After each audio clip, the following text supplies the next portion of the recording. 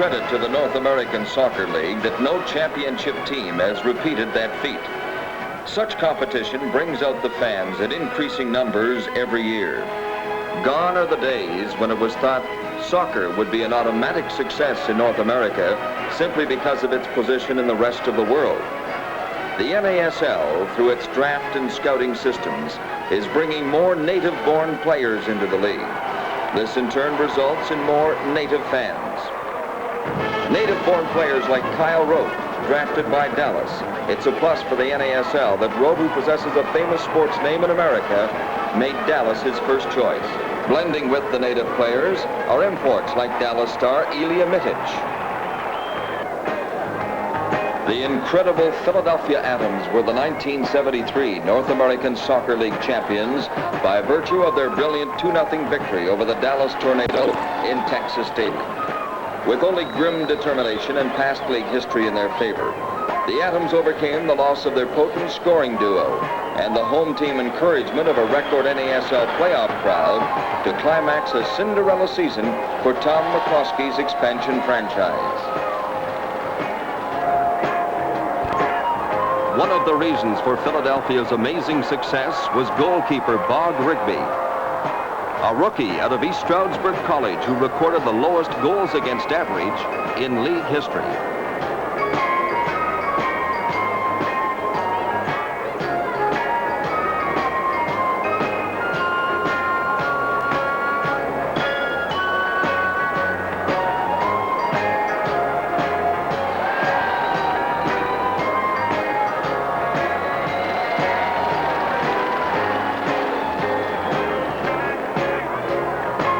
With the victory, the Atoms became the 7th NASL champion in as many years, and Philadelphia's first professional sports champion since 1960.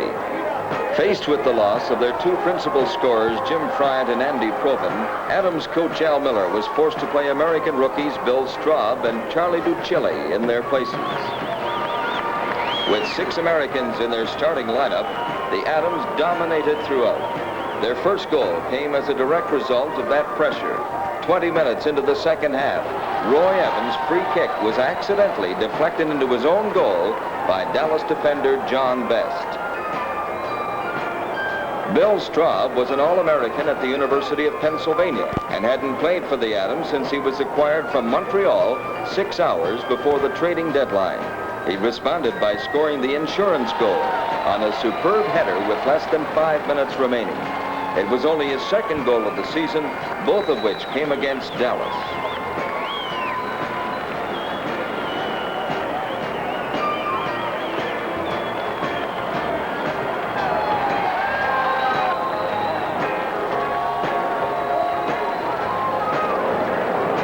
The Philadelphia Atoms had good reason to be jubilant. They were the North American Soccer League's only expansion team in 1973. And yet here, less than 8 months later, they revel in victory. They played their very first game only 115 days earlier. Their record since then is monumental. 12 straight games without a loss. Highest average attendance over 12,000. They allowed fewer goals than any other team, only 14, and shut out the opposition on no less than 7 occasions.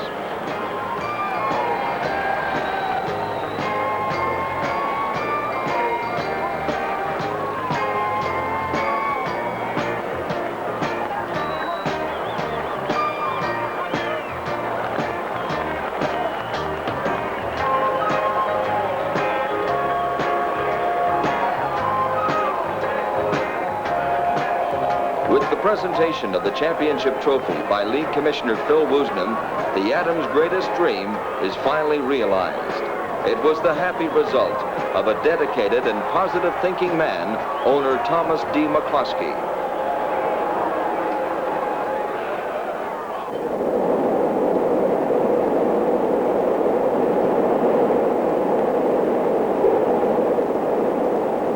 The North American Soccer League is now sharing facilities with Major League Baseball and football teams, another indication of the growth of soccer and the security of its future. It's now Major League in practice as well as thought, moving into some of the best stadiums in North America.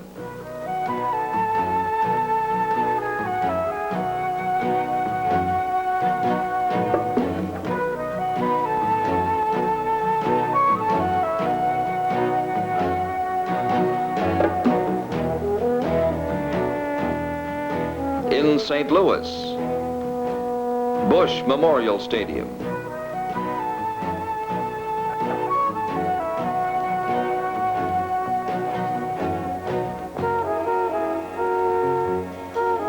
One of the most familiar sports facilities on the continent, the Orange Bowl in Miami, Florida.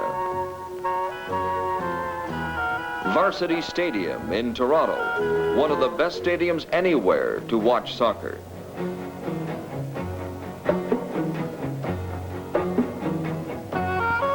And Veterans Stadium, Philadelphia, where opening day for the Adams took place in early May.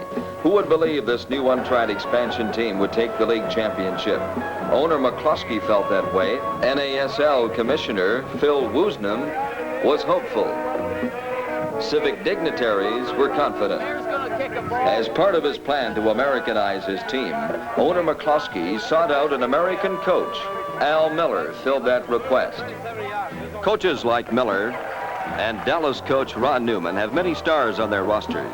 Mike Siri, a rookie standout, Miami. George O'Neill of Philadelphia. Metro All-Star Ian McPhee, MVP 72 Randy Horton, New York. Willie Watson, Miami. Philadelphia's Bobby Smith. 1972 rookie goalie Mike Witter of St. Louis. Tony Lecce and Toronto teammates.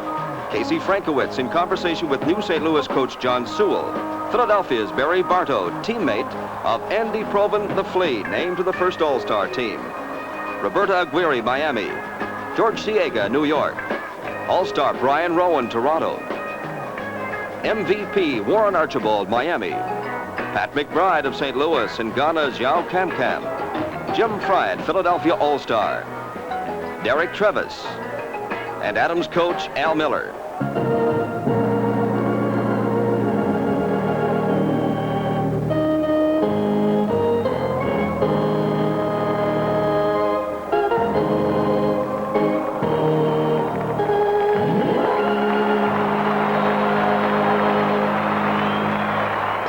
Joining the Philadelphia Adams as past champions of the NASL are Rochester Lancers, New York Cosmos, and Dallas Tornado.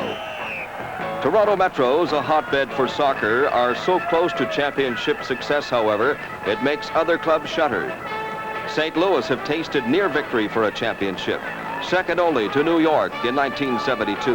Their homebrew talent could spell the difference. Rochester Lancers last won the championship in 1970. Led by the league's all-time scoring leader, Carlos Matatieri. This keen competition for top positions in their divisions, coupled with forthcoming expansion, has resulted in increased record attendance figures.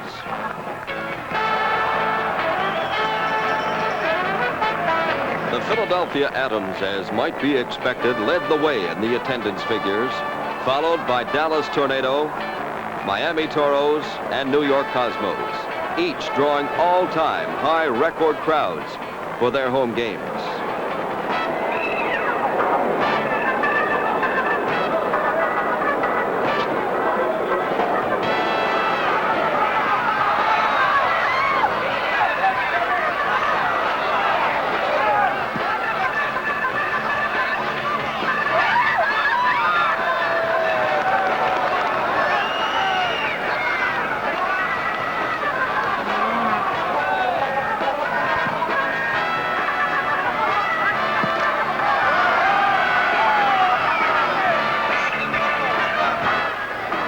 These increased figures are indicative of the dramatic impact of the Native American and Canadian players and the intense competition between clubs that have made the 1973 season the most successful in the league's history.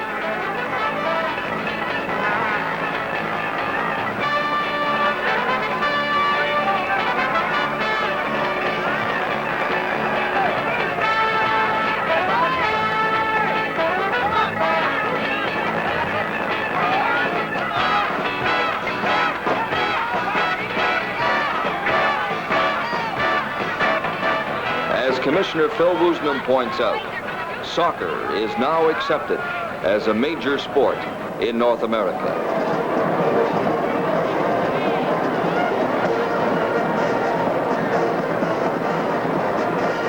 Soccer at this current high professional level is fast becoming a pastime of enormous entertainment for crowds of all ages.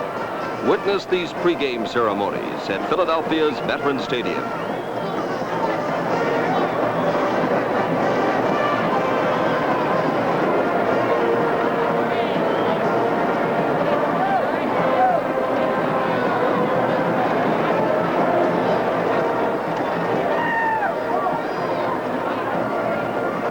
The same is true in St. Louis. Here in the Midwest of the United States, soccer is grasping hold of a large and dedicated following. Minor development leagues and a love of the sport abound.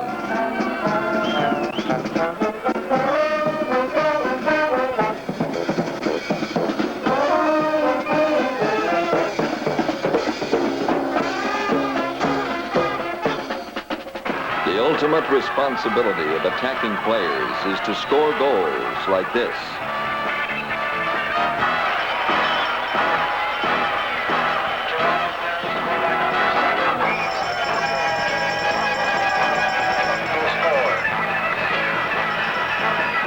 To do so, one must have agility, instinct, determination, the moves of a cat, the strength of a weightlifter, stamina of a long-distance runner, the finesse of a surgeon, and the talent of a ballerina. This is what soccer is all about. Enthusiasm, anticipation, and ultimate execution.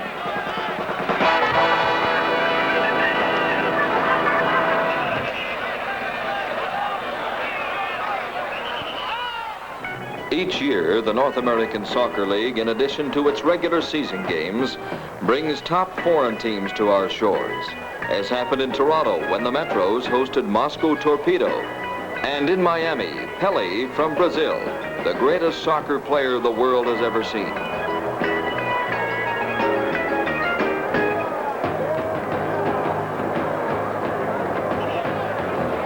These international matches are unpredictable, and the crowds love it.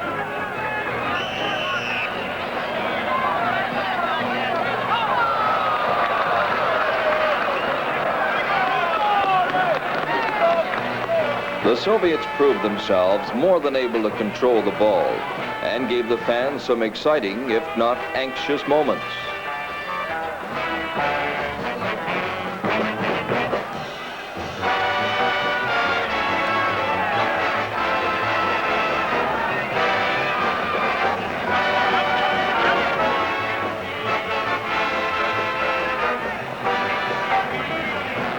And in Miami, Pele and his Santos of Brazil team were giving concern in the early moments against the Miami Toros. But Toros speedster and league most valuable player of 1973, Warren Archibald, is stopped just short of scoring.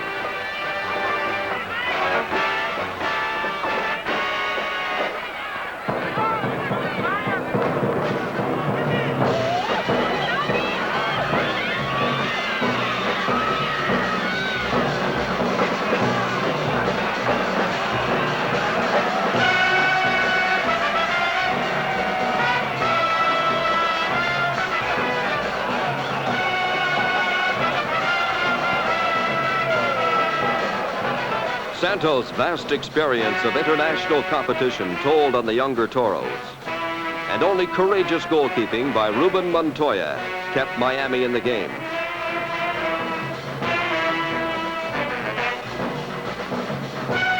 But Santos kept up their relentless pressure.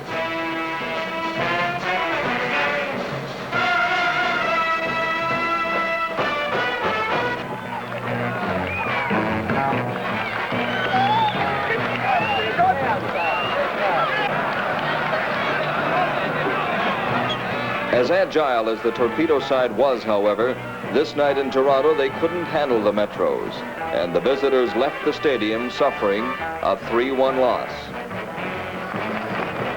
The crowd in Miami, in excess of 20,000, came to see Pele, and the famous number 10 responded as expected.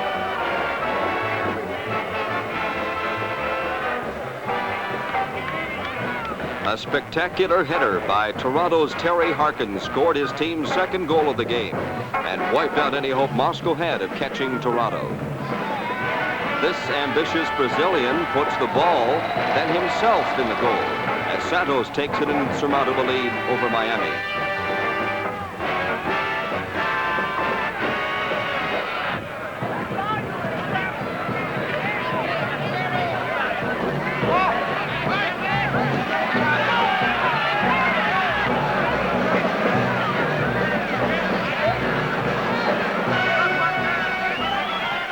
With Toronto leading 2-0, Moscow served notice that they weren't finished yet.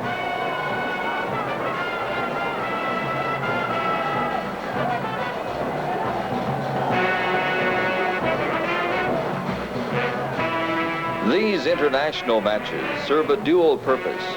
Not only do they afford United States and Canadian soccer fans the opportunity of seeing some of the world's best teams, they also give the native-born players in the NASL the experience of playing against top-caliber opposition.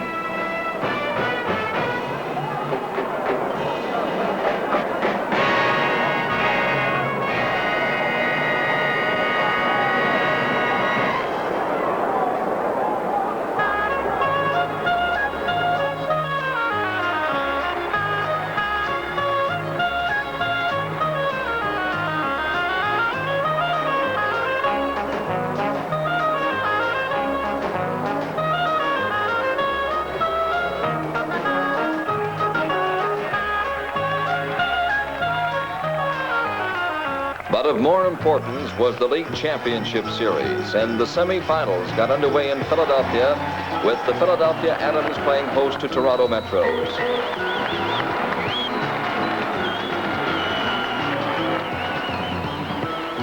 Andy the Flea Provan got the Atoms title hopes started in the first half when he bounced an 8-yarder past Toronto's goalie Dick Howard after a beautiful pass from fullback Bob Smith.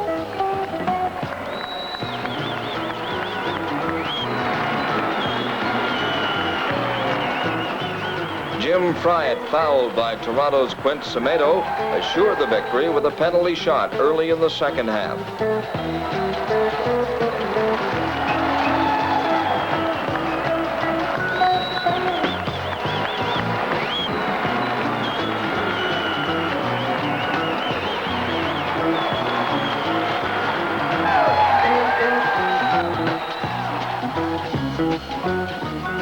A short time later, Carl Miner wrapped it up with his first goal of the playoffs. The Philadelphia Atoms 3, Toronto Metros 0, and the Atoms march into the championship game to meet the winner of the other semifinal between Dallas Tornado and St. Louis Stars. As is so often the case, the game of soccer is one of inches. And Mike Renshaw's shot off Ralph right here hit the crossbar, but it was an indication of things to come.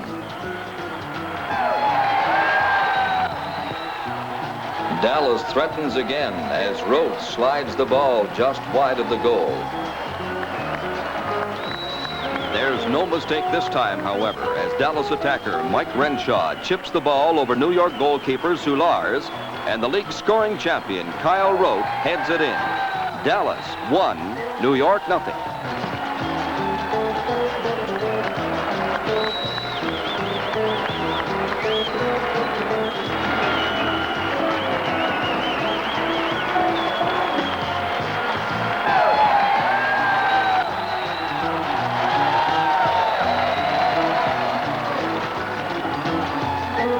Following the lone Dallas goal, both teams came close, with the Tornado holding on in the final minutes. A rebound shot by the Comos Len Rennery hit the underside of the crossbar. But the 1-0 Dallas win here wasn't enough to push the Tornado through the final championship game against Philadelphia.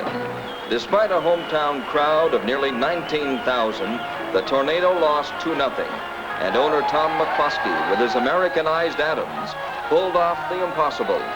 In their first year of operation, they captured the 1973 championship of the North American Soccer League. The North American Soccer League now takes full meaning into its next season with the most ambitious expansion program ever experienced in professional sports. The NASL literally will more than double its number as they move from a 7-team league to a Super League of 15. Joining the present teams will be franchises from the East, West, and in between. From the West Coast, the Vancouver Whitecaps, Seattle Sounders, San Jose Earthquakes, and the Los Angeles Aztecs. From the East, the Boston Minutemen, Baltimore Comets, and Washington, naturally called the Diplomats. Acting as a focal point for these expansion teams with the established cities will be the Dynamos. They'll be representing the city of Denver, Colorado. The NASL is now 15 teams, covering the continent from top to bottom, from corner to corner, from coast to coast.